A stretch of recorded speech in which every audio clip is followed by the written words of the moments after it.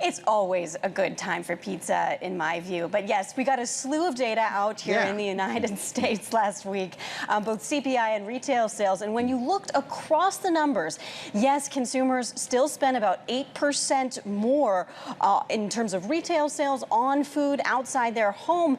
But when we looked at how much prices for food away from home, they were actually up 8.3%. Again, this is the first time that this has happened since early 2021. That's when we saw consumers go out in droves, go back to the eat outside of their houses after spending so much time inside from COVID-19.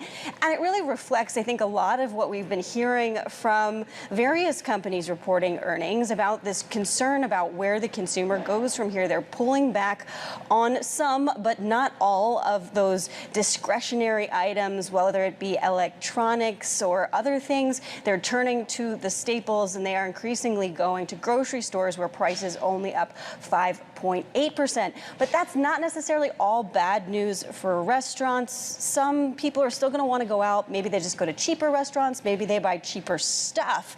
But this is the picture that we are sorting through in this a bunch of consumer data that we've gotten out.